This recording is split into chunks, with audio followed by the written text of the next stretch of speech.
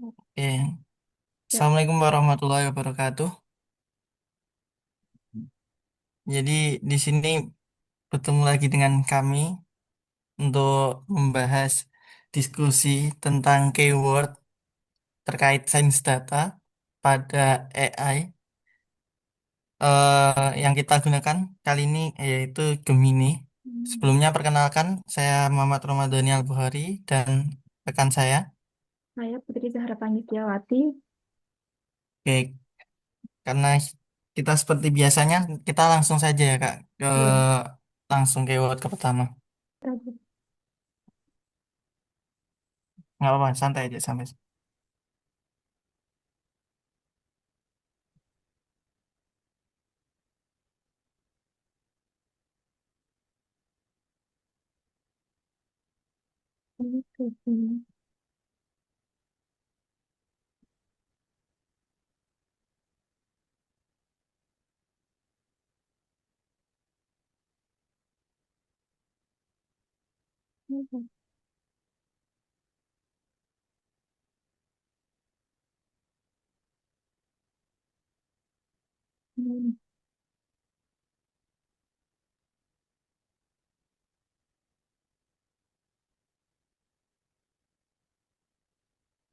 Langsung ke pertanyaannya ya berarti.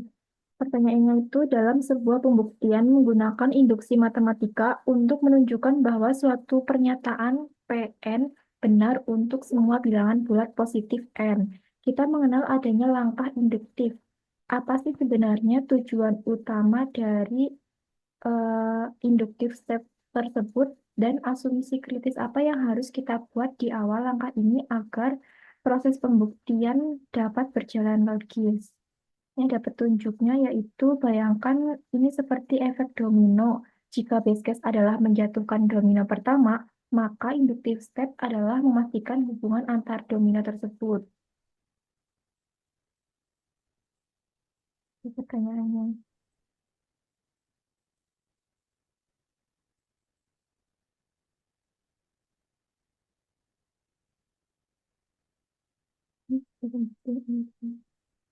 Oke, kalau kita disuruh membayangkan efek domino, jika base case adalah menjatuhkan gitu. Hmm. Ini berarti langsung kayak nggak kayak kemarin ya Kak. Kalau kemarin kita kan Hmm. sebuah case kan. Ini Iya, langsung kita dikasih pertanyaannya. Oke, kalau jadi gimana? Kita boleh jawab nih Kak. boleh-boleh. Oke. Jadi pertanyaannya kan tujuan utama inductive step ya. Kan kalau tujuan utama tadi itu kan kita memastikan eh membuktikan mekanisme sih, Kak. Membuktikan mekanisme antar bilangan seperti yang dikatakan petunjuk kan kalau base case itu menjatuhkan domino tapi inductive step itu memastikan hubungan antar domino kan. Jadi kalau tujuan utama inductive step ini itu membuktikan mekanisme antar bilangan kayak biar dia untuk menunjukkan ya, bahwa pernyataan tersebut benar untuk urutannya. Nah, kalau menurutku gitu sih. Hmm, Kalau jadi tujuan utamanya itu membuktikan bahwa jika jika P P itu benar, maka eh, P K plus satu P-nya berikutnya itu juga benar iya, gitu ya. selanjutnya benar kayak P Oh, dalam kurung K plus satunya kayak benar gitu. jadi tujuannya mungkin membuktikan bahwa jatuhnya si domino ke K tersebut pasti bakal jatuh ke domino ke K plus Itu satu gitu ya. iya berlanjut gitu, bakal memastikan bahwa itu berlanjut sesuai Hmm, sesuai urutan itu, sesuai urutan tertentu. mungkin diibaratin aja sama peta.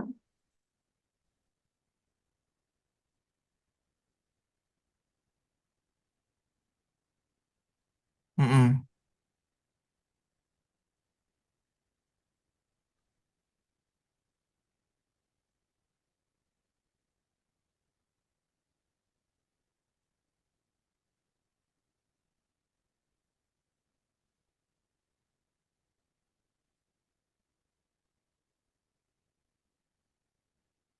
Terus ini asumsi kritis apa yang harus kita buat di awal langkah ini agar proses Asumsi kritis. Kalau ini ya udah termasuk jawabannya sih. iya kita kan apa mengasumsikan bahwa Hmm. PN ini atau PK itu kan benar gak sih? Eh, Hmm. untuk semua K gitu. Jadi kayak Hmm. eh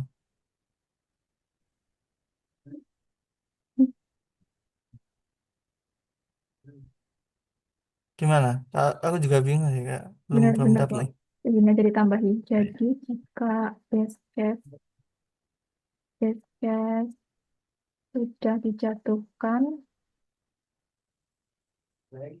dan induktif tes ini terbukti, maka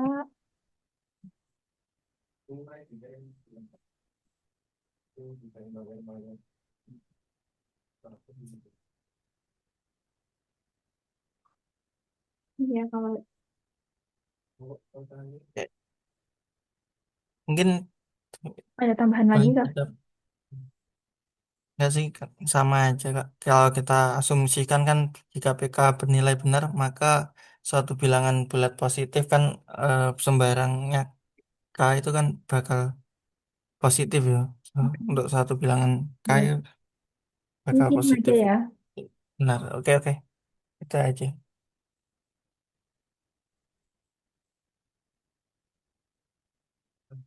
Hmm. Analisis tujuan utama sudah benar. Tujuannya itu membuktikan implikasi. Jika Mm-mm.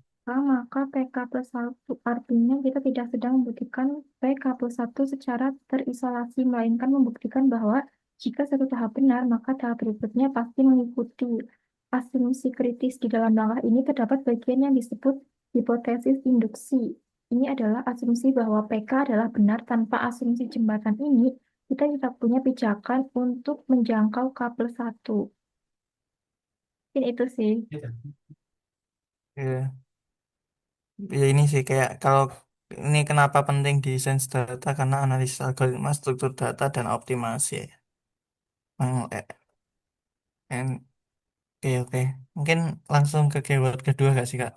Oh kita Hmm. udah bahas. Yang keduanya adalah Kalau ini tadi inductive step kita yang kedua itu deductive step.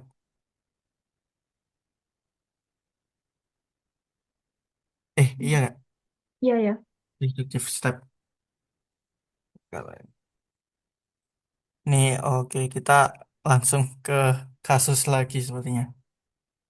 Iya. Dalam penerapan deduktif, kita bergerak dari premis umum atau teori atau hukum yang sudah mapan menuju kesimpulan khusus. Struktur yang paling klasik adalah silogisme. Bayangkan Anda sedang membangun sistem AI untuk deteksi anomali pada server perusahaan. Anda memiliki dua premis berikut. Yang pertama, premis mayor atau umum. Semua aktivitas akses yang dilakukan di atas jam 2 pagi adalah alamat IP luar negeri dikategorikan sebagai anomali beresiko tinggi. Yang kedua, premis minor atau spesifik.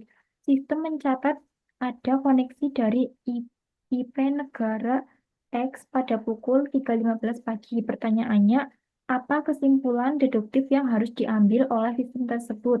Yang kedua, apa syarat mutlak agar kesimpulan deduktif yang Anda buat tersebut dianggap valid dan benar?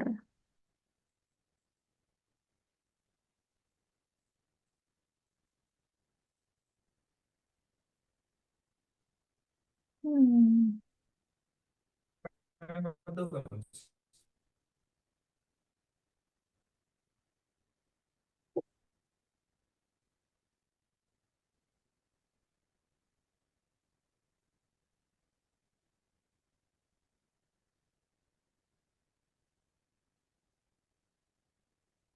Ini jadi kasus lagi ya, kayak itu anomali, deteksi anomali server perusahaan.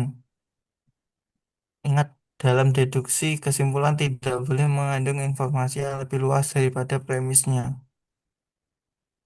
kesimpulan hanya konsekuensi logis yang pasti jika premisnya benar. Oke.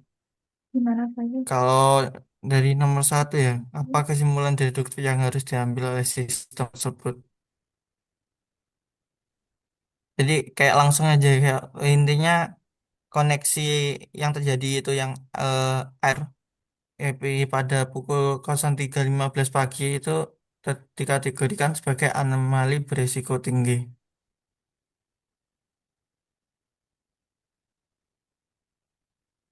Jadi eh, kalau dalam logika matematika ya kayak bentuk klasik dari modus ponens ya. Kalau aku Hmm? itu sih Kak jawabanku. Jadi kita eh, kesimpulannya ngambil yang di premis minor.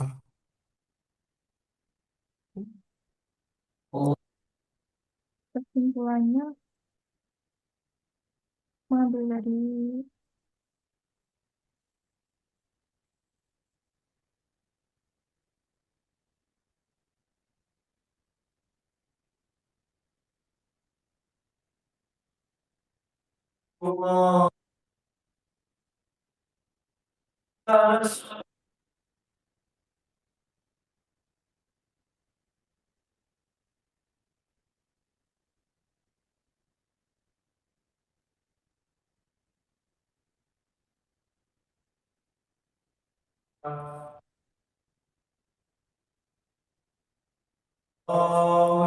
Kalau alasannya mungkin eh, menurutku yang misminor ini itu memenuhi syarat yang ditetapkan pada hukum yang universal dari premis mayor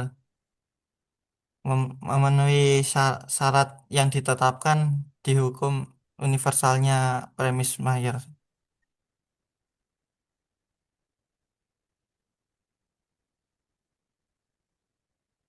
Karena kan kesimpulannya juga boleh lebih luas daripada premisnya. hmm, Oke. Mungkin nomor nomor satu dari Kak Zara ada tambahan kah? enggak.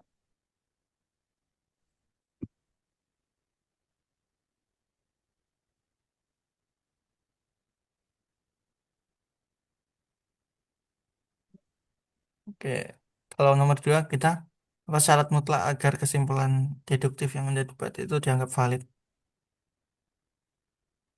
Menurut dulu apa syarat mutlak? Kan kalau sound kan itu benar secara fakta ya. Mm-mm. Mungkin kebenaran Jadi premisnya, mungkin syaratnya boleh kebenaran premis juga termasuk. kayak apa benaran faktual. Iya kebenaran faktual premisnya. Ya,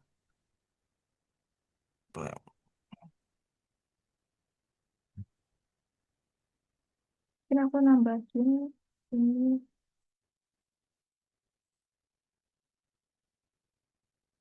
ini pentingnya sama mungkin ada kayak syarat validitasnya. Jadi tidak boleh ada.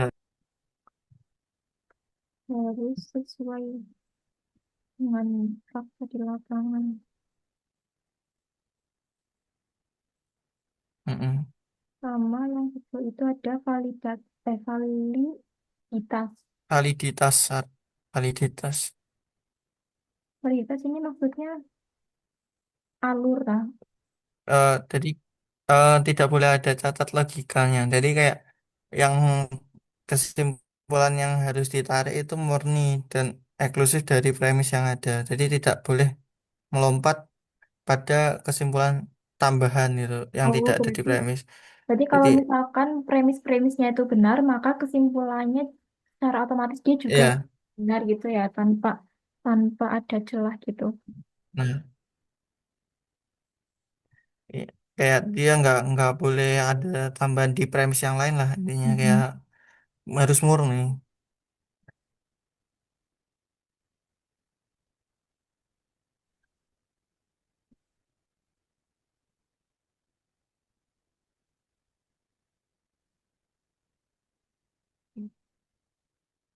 Iya, Tanpa tambahan. Betul. Oke. Iya, mungkin langsung aja. Itu nggak sih atau ada tambahan kamu? udah. Kalau aku sudah sih Aduh, koneksi.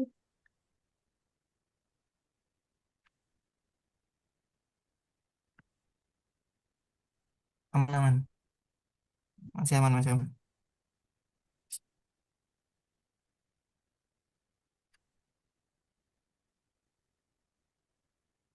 Oke, jadi kalau nomor satu kita kesimpulannya sistemnya benar karena kita memilih aktivitas dari negara X pada pukul 3.15 kategorikan dengan anomali berisiko tinggi.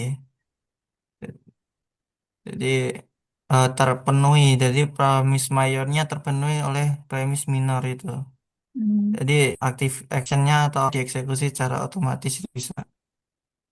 Nah, lanjut untuk nomor dua itu jawaban kita mengenai syarat mutlak sudah benar. Dalam logika formal kita mengenal dua istilah. Yang pertama ada validitas, yang kedua ada kebenaran. Ini ada catatan. Dalam sains data, tantangan terbesar kita seringkali bukan pada validitas, melainkan pada kebenaran premis. Jika premis mayor Anda salah, misal semua akses jam 2 pagi adalah anomali, padahal ada tim maintenance yang bekerja jam segitu, maka sistem akan menghasilkan kesimpulan yang valid secara logis tapi salah secara praktis. Oh, Betul, betul. Ini kalau perbandingannya di arah logika, kepastian, sama peran di data science.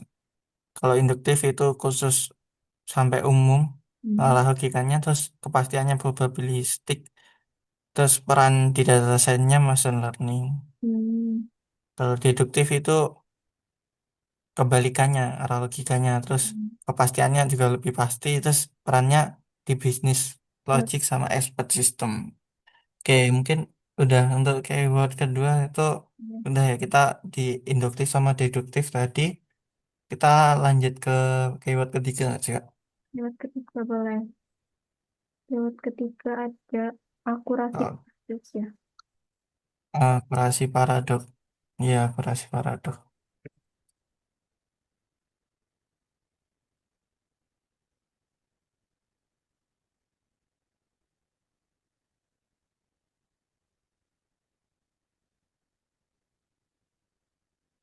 Hmm.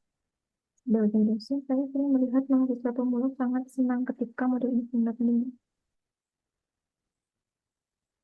ada skenario khususnya. Anda sedang membangun model klasifikasi untuk mendeteksi penyakit langka yang hanya menyerang 1 dari 1.000 orang dalam suatu populasi.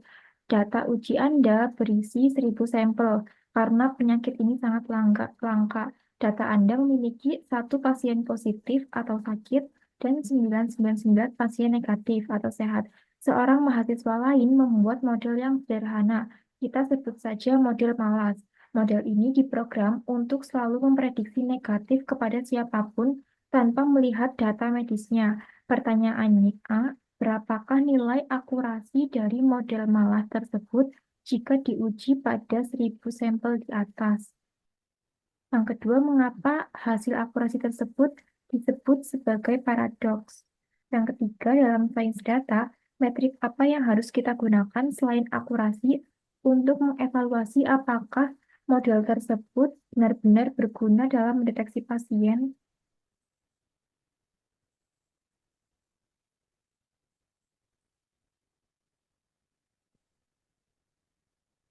Yang sakit. Oke, jadi ini kasusnya kayak penyakit langka, terus cuma 1 pasien yang positif. Apalagi malah ada yang membuat modelnya malas, jadi cuma memprediksi negatif. Untuk pertanyaan nomor satu, berapa nilai akurasi dari model malas jika diuji pada 1.000 sampel di atas? Ini kita apa pakai perhitungan lagi ya sih, Kak? Iya.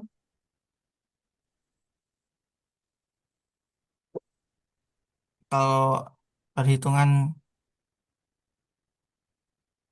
Nah, jika kayaknya model tersebut Pak Utomo sempat mention apa ya diuji yang nomor satu ya, yang langsung ke dibahas. Yang rumusnya itu jumlah iya, prediksi benar dibagi waktu di kelas kita total total datanya itu. prediksi benar. Iya sih. Kalau kalau akurasi itu sempat disinggung juga di PPT. Mungkin enggak.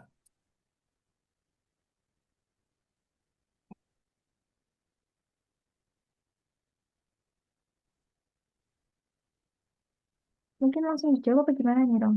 Yang nomor satu mungkin ada, udah ada. Kalau dari aku, Boleh sih. Kalau kalau menurut kamu kamu dulu mungkin. kalau aku akurasi itu yang tadi yang jumlah jumlah prediksi benar dibagi sama total datanya. Hmm, kalau aku sama sih Kak. Kayak berarti hasilnya 99,9% bukan? Kalau Iya, kamu gimana? iya, iya benar. Sama ya? Mhm. Lewat Oke. akurasi. Jadi modelnya itu menebak yang sehat untuk menebak negatif Ya. untuk yang sehat 999 yang sehat berarti menjadi true negatif dan menebak negatif yang sehat untuk satu pasien yang sakit atau bahkan benarnya 999 dari 1000 sampel. Ya, akurasinya cuma 99,9%. Hmm. Perlu di atau gimana?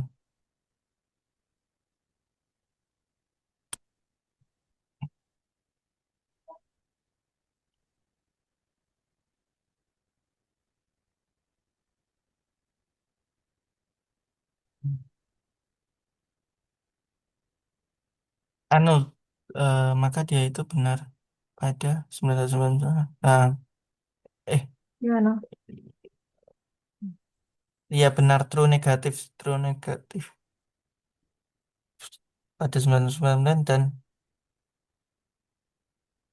Dan salah pada satu orang sakit.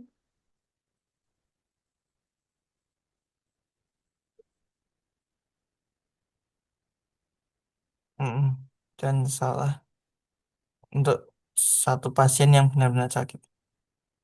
Yes, Hmm.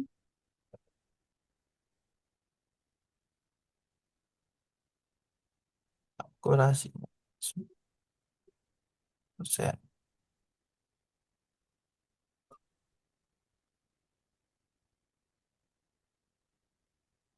Ada tambahan lagi nggak nomor satu?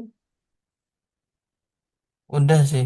Itu nanti tambahnya kita di nomor 2 kayaknya eh, menjelaskan apa yang terjadi di nomor 1. Mengapa hasil akurasi tersebut disebut sebagai paradoks? Karena kalau awal kita kan ngiranya itu angka akurasi yang dimiliki modelnya emang nyaris sempurna ya 99,9%. Jadi padahal itu i- ilusi. Jadi kan palsu bahwa model tersebut itu sangat cerdas atau apa kinerjanya luar biasa. Kalau menurutku padahal itu eh, aslinya malah modelnya sebenarnya tidak terlalu berguna. Hmm, Jadi dia malah gagal total mendeteksi satu-satunya pasien yang kena penyakit. oh, Karena mungkin eh, dari kalau menurutku dari model datanya awal itu yang dipasang kan memang 1000 data terus cuma satu tak yang sakit. Jadi kayak hmm, eh, oke, oke. Jadi, jika jika emang diuji dengan 1000 sampel lagi, memang seakan-akan itu akurasinya sempurna, hampir sempurna, 99,9%.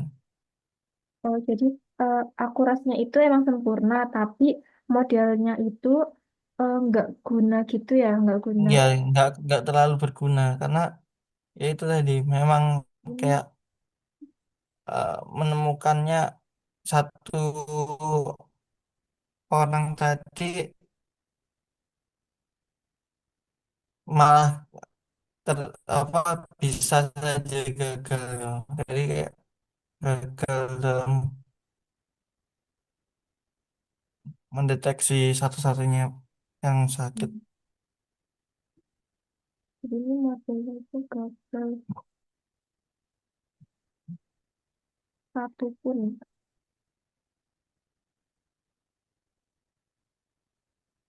Padahal tujuan utama modul Mm-mm. itu menemukan orang yang sakit. Iya benar. Kalau jadi paradoksnya ini terjadi ketika evaluasi yang terlihat sangat baik, padahal menyembunyikan kegagalan. Hmm, kan. Kak, Ya, apa ini? ya menyembunyikan apa kegagalan akibat ketidakseimbangan gitu, akibat ketidakseimbangan target kelasnya. Waktunya ini kurang 9 menit lagi nih, limit. Oke, aman-aman. Ya, lanjut Nanti yuk. untuk dua keywordnya lanjut ke yang lanjutnya aja. Ya. Nanti. Oke, yang ketiga nih dalam sains Metrik data apa yang metrik apa harus yang digunakan? Selain aku selain akurasi untuk evaluasi apakah model tersebut benar-benar berguna?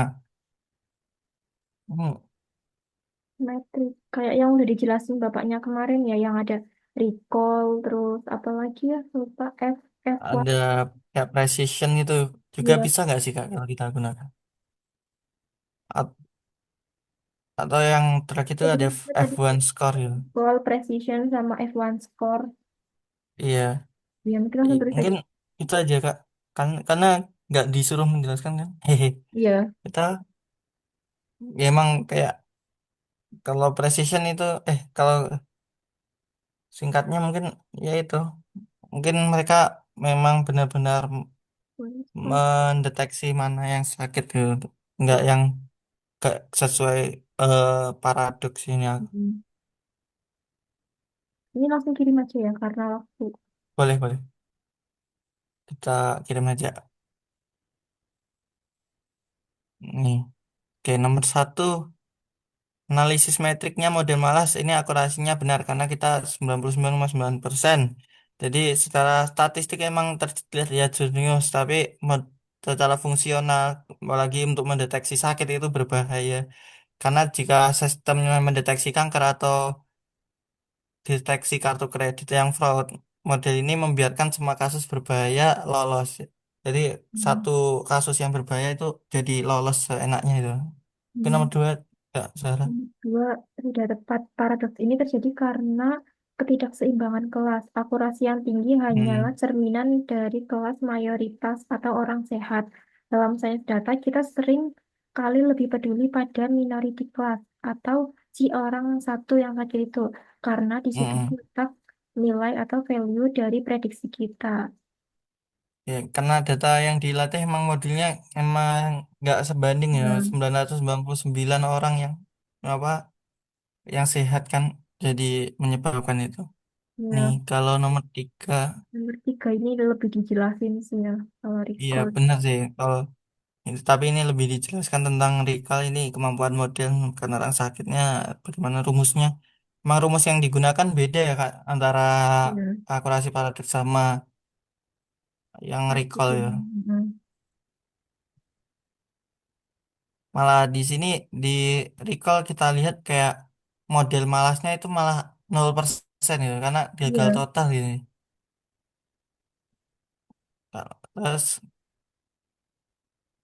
Terus karena true positifnya kosong juga ada yang apa benar-benar dinyatakan. Cuman ada false negatif yang dari orang sakit tadi aja. Low presisi ini kalau model malas kita tidak pernah menebak sakit, bahkan nilainya bahkan tidak terdefinisi. Kalau Hmm. advance score itu rata-rata harmonik antara precision dan recall. Jika salah satu nol, maka advance score akan hancur menjadi nol. Mm-mm.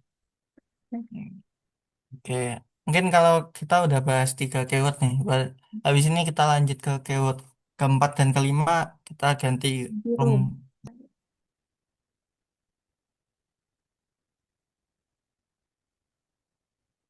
Oke, kita lanjut ke keyword yang keempat ya.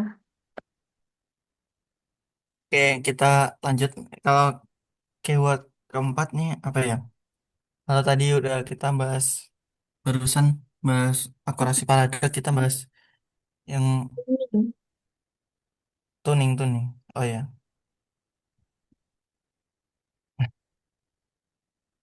Oke.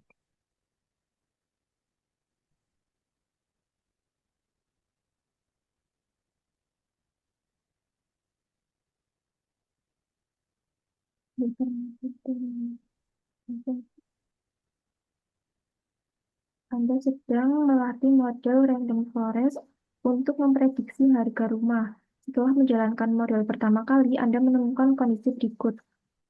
Akurasi pada data training 98%, akurasi pada data testing 72%. Anda menyadari bahwa model Anda sedang mengalami overfitting. Anda memutuskan untuk melakukan hyperparameter tuning untuk memperbaiki performa model tersebut pada data baru. Pertanyaannya, dilihat dari masalah di atas, apakah Anda sebaiknya mengubah nilai hypermeter agar model menjadi lebih kompleks atau lebih sederhana, dan mengapa? Pertanyaan kedua, sebutkan dua contoh hypermeter pada algoritma. Bebas, bisa random forest atau decision tree. Anda bisa yang bisa Anda putar atau sesuaikan untuk mengurangi overfitting tersebut. Dalam proses tuning, kita sering menggunakan metode grid search atau random search. Apa perbedaan mendasar antara keduanya dalam hal penggunaan sumber daya komputasi dan peluang menemukan kombinasi terbaik?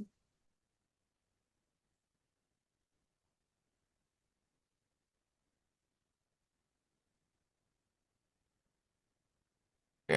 Kalau ini kita prediksi harga rumah lagi ya, untuk Mhm. menjalankan model. Ini ada permasalahan overfitting lagi. Kalau data trainingnya 98%, sedangkan ketika di testing itu malah cuma 72%. Nih, kalau nomor satu, kita Hmm. dari masalah sebaiknya mengubah nilai hyperparameter agar lebih kompleks atau lebih sederhana. Nah, kalau menurutku itu kalau hyperparameternya itu lebih sederhana. Mungkin Mhm. dari menurut Kak Zahra, Sama lebih sederhana. nah, Karena dia selisih iya, akurasinya mungkin karena jauh. eh, mm, terus sama model yang memiliki kapasitasnya terlalu besar, jadi terlalu kompleks. Ntar langsung aja ditulis tuh. Jadi aturan keputusan. Oke, sebentar. Teman-teman, Lebih sederhana. tak catat dulu ya. Mengapa? Mm-mm. Jadi modelnya lebih sederhana. Karena apa tadi? Kalau dari Kak Zara itu apa? Karena Karena selisih selisihnya terlalu besar akurasinya ya. jauh, ya. Betul.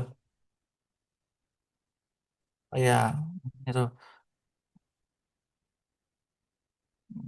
Kalau aku itu anu karena modelnya memiliki kapasitas yang terlalu besar. Jadi, Yang memiliki kapasitas. eh, terlalu besar atau kompleks gitu. Jadi dia membuat eh, aturan keputusannya sangat spesifik, Hmm, menjadi seperti itu. Jadi berakibat seperti itu. Aki- Nah, makanya kita ubahnya menjadi lebih sederhana ya. Mungkin ya, dari nomor satu udah nggak sih Kak? Jadi yang udah, terakhir. lanjut aja. Karena alasannya bilang. Ya, Oke. Kalau sebutkan nomor dua dua, contoh hyperparameter pada algoritma yang bisa Anda putar. mm-mm, Apa yang untuk dicontohnya? mengurangi overfitting. Kalau apa ya?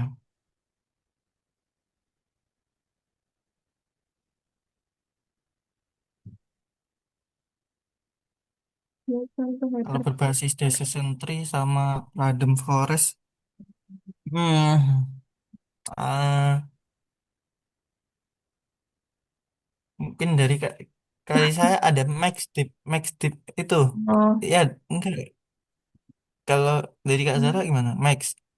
Max dip atau kedalaman maksimal gitu. Oh, oke. Iya. Iya. Jadi eh kita memberi batasan gitu. Memberi batasan jika maksimal Hmm, kedalamannya itu 5 atau 10. Jadi memotong pemotongannya itu enggak yang terlalu detail. spesifik gitu. Jadi ada Oh, oh, maksimal aturan berlaku. jadi kayak Iya nggak? Nah, membatasi kedalaman ya supaya kedalaman nggak terlalu datanya biar nggak detail gitu terlalu ya yang memecah spesifik datanya. sampai terlalu mendalam, tapi kita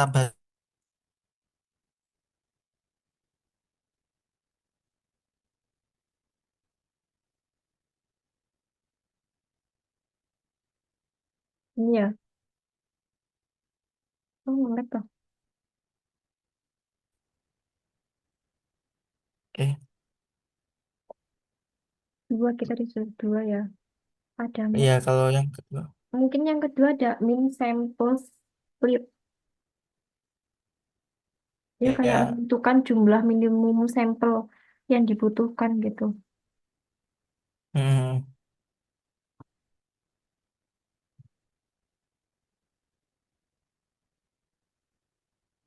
jadi anu kalau itu menentukan apa berarti menentukan banyaknya data yang diuji ya sih Kak? Iya, benar. Sampel atau data yang diuji.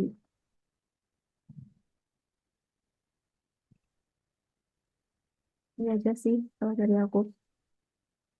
Iya mungkin sama-sama yang nomor 3 Nomor tiga dalam ini proses tuning kita kemarin men minggu lalu sempet ini ya bahas grid search. ya Random dalam search. video video yang sebelumnya kita bahas ini gak sih kayak Iya, research sama random search mendas apa perbedaan mendasar keduanya dalam hal penggunaan sumber daya komputasi.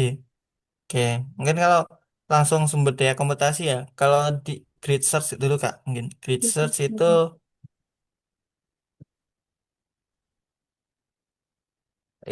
sangat boros dan mahal kalau dalam komputasi. Kalau peluang menemukan kombinasinya itu dia lebih optimal, lebih mutlak. Tapi ya itu, kalau kemarin kita bahas emang dia eh, kekurangannya tidak hanya cuman di dalam titik-titik nilai yang kita daftarkan ya, teman di Hmm. garis gridnya saja gitu. Oh iya, iya Mungkin benar. tuh, Jadi dia memakan waktu gitu ya.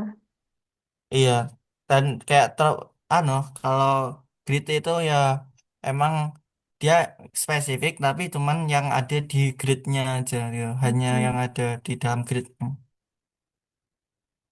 Atau makan Kalau waktu. menurut iya. Mungkin biar ya Oke. Ini aja kali. boleh boleh. Kalau random search, Random search mungkin kebalikannya dari grid ini ya. Jadi dia lebih cepat gitu. mm-mm. Ini kayak budget yang dikeluarkan juga apa lebih terbatas ya kayak nggak yang terlalu boros. Lebih apa tadi? Budget yang dikeluarkan lebih terjangkau. Terjangkau. Itu aja, Oke. Kang. Kalau dalam itu peluang kombinasinya, peluang menemukan kombinasinya ini kalau random search itu kemarin kayak dia nggak menjamin yang paling sempurna, tetapi dia udah cukup baik gitu. Karena waktunya lebih singkat tadi ya udah disebutkan ya. Dia kayak sudah cukup baik atau hampir sama dengan grid search ya.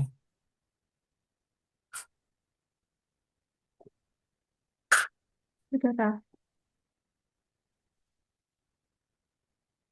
Dalam proses tuning kita sudah. tingkat tuning bukan hanya soal mencari angka tertinggi, soal mencari keseimbangan. Ini udah nih, kirim.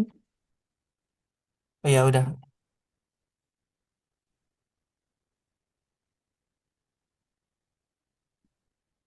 Ya, ya. Kalau oke, kalau nomor satu kita kayak logikanya eh, menghafal data bukan Hmm. belajar pola ya maka. Jadi semakin kompleks modelnya, semakin ia mampu menangkap noise atau detail kecil yang sebenarnya tidak penting. Jadi kita harus menyederhanakan betul ya, berarti kita harus menyederhanakan. Ya. Kalau untuk nomor dua ini juga udah betul yang max depth sama min sample split. Mm. Kalau nomor tiga ini kita grid search sama random search itu metodenya sama, sama ya metode terus kepastiannya sama masalah utama ya kayaknya kita sudah sesuai sama pembahasan kita tadi ya. Iya, Kita langsung mungkin lanjut yang keyword kelima saja terakhir. apa ini Untuk kelima? mengingat waktu. Kalau kelima itu cross validation. Cross validation.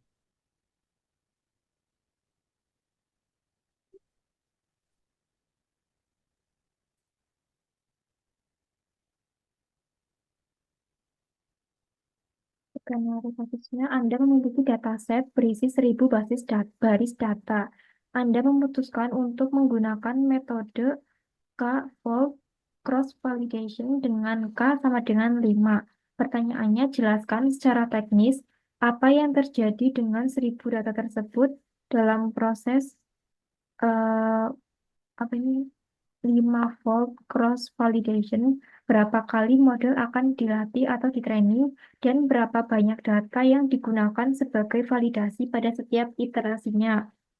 Yang kedua, apa tujuan utama kita melakukan ini dibandingkan hanya menggunakan satu kali simple trend test split, misalnya langsung dibagi 80/20. Yang ketiga, setelah proses fivefold terselesai, Anda akan mendapatkan 5 nilai akurasi yang berbeda. Angka mana yang akhirnya Anda laporkan sebagai performa final model Anda? Ada petunjuknya ini. Bayangkan Anda sedang mencoba sepatu. Ah, Hmm, kalau test split itu mencoba sepatu yang hanya dengan kaki kanan. Kalau cross validation kan dua-duanya dicoba ya. Iya, Oke, oke. Mungkin kalau nomor satu nih, kalau secara teknis, jika data dalam proses fivefold cross validasi ini,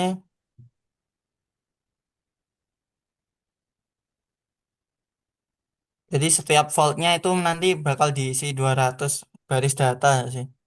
Jadi model akan dilatih sebanyak 5 kali. setiap pos Jadi setiap foldnya akhirnya masing-masing sama. diisi 200 data.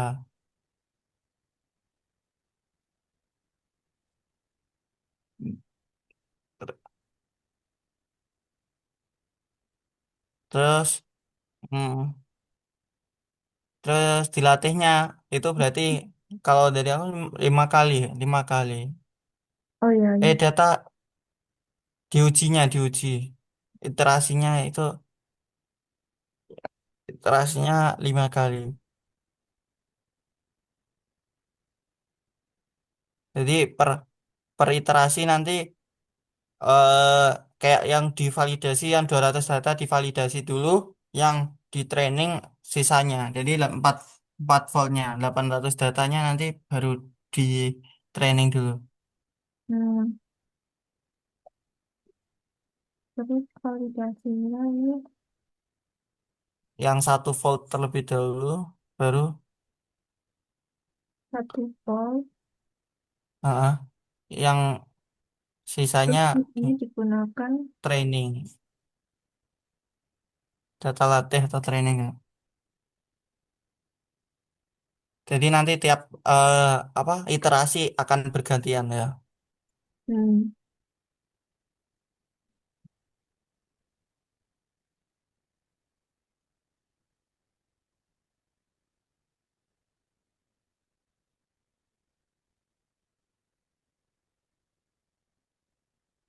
Iya, Oke, enggak gitu. kalau aku suka ya nomor dua mungkin enggak.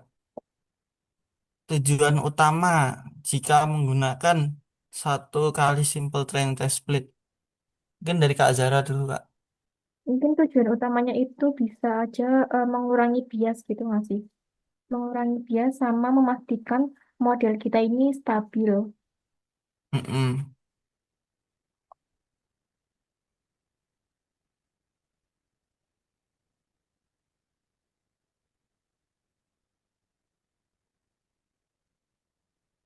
Mungkin itu aja sih. Atau kita perlu jelaskan juga. Menurutku cukup sih. Atau kita bandingkan. Enggak sih, soalnya suruh tujuan utamanya aja. Iya. Ya udah sih Kak. Kalau nomor tiga nih. Nomor tiga ini apa nih? Perhitungan kah? Kalau nomor tiga nih, iya. Enggak sih. Kayak, eh iya sih perhitungan. Kita carilah. Kita, Apa yang dilaporkan sebagai performa final adalah itu nilai rata-rata nilai kalau rata-rata dari kelima akurasi ini. iya dari kelimanya. Jadi Oh, kalau berarti caranya memang kita tambahkan dulu nanti kita hmm, bagi lima. kalau ini ditambah ini Kalau hasilnya berapa ini? 0,82 tambah 0,79. bentar ya. Kalau aduh 0,82 plus 0,79 plus Enggak, 0,85 plus 0,81. 0,81 plus 0,78. Ini 4,05 Kak. Itu 4,05. ya tes baru dibagi 5. 4,05 dibagi 5 itu kalau aku nemunya 0,81. Dibagi 5. Mm-mm. 0,81. Iya, jadi yang apa kita laporkan emang performanya atau 0,81 itu kita bisa tulis di 81%. Oke. 81%. Persen. Ya, jadi yang kita laporkan berarti angkanya 81% itu untuk final performa model kita. Yo. Mungkin itu Kak Oke. bisa kita kirim. Oke, klik koreksi halus. Aduh, kita ada koreksi halus nih. Ada Kalau sedikit koreksi keliruan. teknis bener nih. Kalau teknis kita 1000 data dibagi 5, terus satu datanya, satu voltnya itu divalidasi, terus 4 voltnya di training, terus diulang jadi 5. Terus nomor 2, Nomor 2, jawaban kita mengurangi bias itu udah benar, tapi poin kuncinya adalah menghindari kebetulan. Jadi jika mm, kita hanya pakai satu kali split, bisa saja secara tidak sengaja data yang gampang ditebak itu masuk ke t-set, sehingga akurasi terlihat ah, tinggi. Yang hmm, deteksi overfitting, jika akurasi antar volt sangat jauh beda, itu pertanda model model Anda itu tidak stabil dan sangat tidak stabil. sensitif. Ya, terus nomor 3 ini kita tepat sekali karena kita menggunakan rata-rata atau min ya. Jadi Ya, semua akurasi voltnya itu kita tambahkan lalu kita bagi dengan jumlah akurasinya. Jadi kita temukan untuk 81%. Oke, mungkin cukup gak sih Kak untuk itu. pembahasan diskusi kita kali ini tentang Hmm. keywordnya. Mungkin dari Kak Zara mau closing statement saja. Eh, Langsung penutup aja ya mungkin ini. Iya, boleh boleh. Sekian dari kelompok satu mengenai pembahasan video berdiskusi dengan AI pada kali ini. Mungkin mohon maaf apabila kami ada kesalahan dan terima kasih atas perhatiannya. Wassalamualaikum warahmatullahi wabarakatuh. Waalaikumsalam warahmatullahi wabarakatuh. Oke.